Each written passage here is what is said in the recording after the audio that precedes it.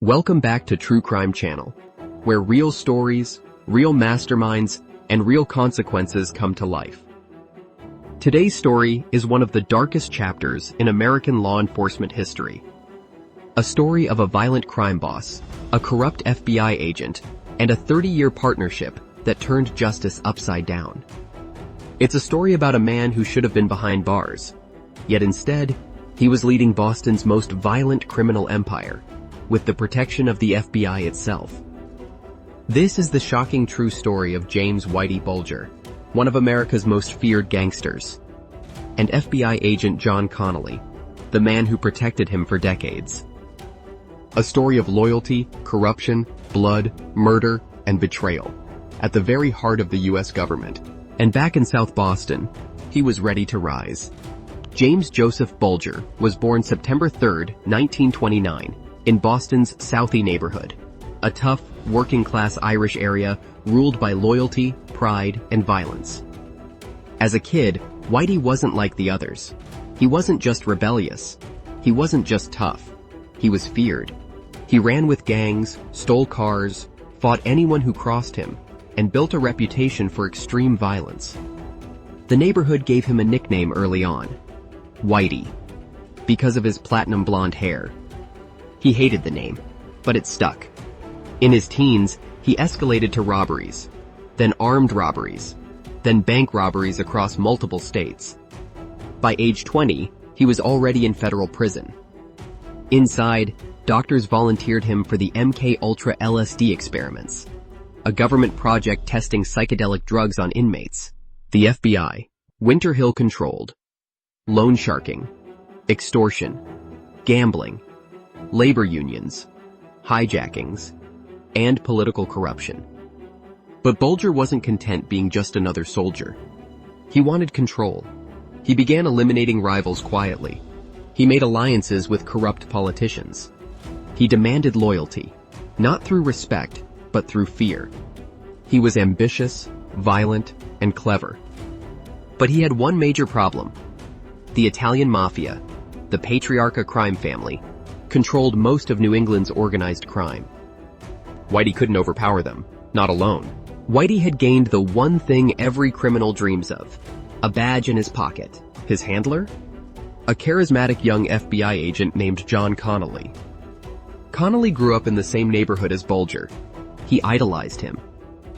As a kid, Connolly had seen Bulger as a legend, the tough local hero everyone feared. Now the hero was sitting right across from him. Connolly's job was to get intelligence from local crime figures to help the FBI bring down the mafia. And Whitey offered him exactly that, or so it seemed. Whitey handed over bits of intelligence about the Italian mafia, enough to make himself look valuable, and he wasn't wrong.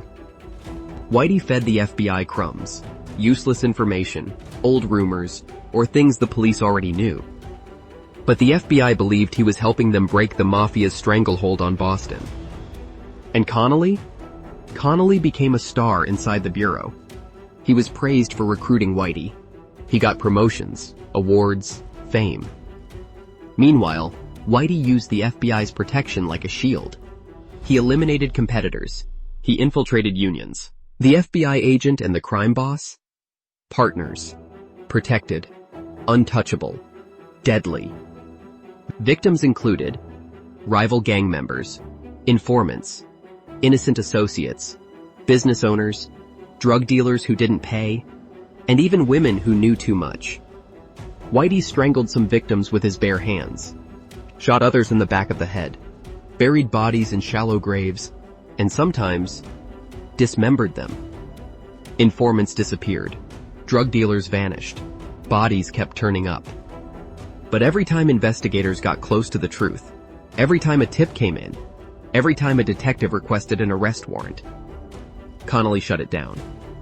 He told police, "Bulger is off limits. He's helping us."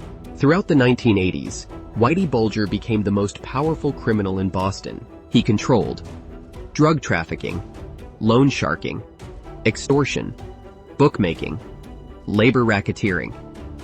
Businesses had to pay him. Politicians feared him. The mafia avoided him. And the FBI? They helped him climb to the top by taking down his enemies. When the FBI busted the Italian mafia, Whitey stepped into the power vacuum. He had achieved what no Irish mobster before him had ever achieved. He became the king of Boston's underworld. And he owed it all to John Connolly and the corruption running deep inside the FBI's Boston office. By the early 1990s, things began to unravel. Other FBI agents started questioning why Bulger had never been arrested. Detectives whispered about Connolly's suspicious behavior. Reports of corruption surfaced.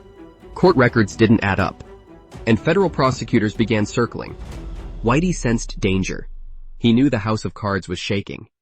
But he wasn't done yet. In 1995, a federal indictment was finally prepared. Bulger was going to be arrested. The FBI didn't know Whitey was about to learn the truth from inside their own building. John Connolly received the arrest order. Instead of following protocol, he picked up the phone, dialed Bulger, and gave him a message. "You need to go. They're coming." That single phone call became one of the biggest betrayals in FBI history. Whitey Bulger vanished, just hours before agents arrived at his home. Boston's most dangerous criminal, protected once again by his FBI handler. And so began one of the longest manhunts in U.S. history. Bulger disappeared into thin air.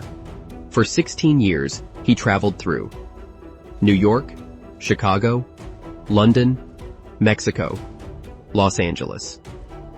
He lived under fake names with his longtime girlfriend, Catherine Gregg. He was placed on the FBI's 10 most wanted list, right under Osama bin Laden. And yet, he kept escaping. It wasn't until 2011 in Santa Monica, California, that an FBI tip finally led to his arrest. After 30 years of protection and 16 years on the run, Bulger's reign was finally over. In 2013, Whitey Bulger was convicted of 11 murders, racketeering, money laundering, weapons violations, extortion, and drug trafficking. He was sentenced to 2 consecutive life terms. John Connolly? He was convicted of racketeering, obstruction of justice, and second-degree murder. The FBI agent who protected a monster died in prison in 2024.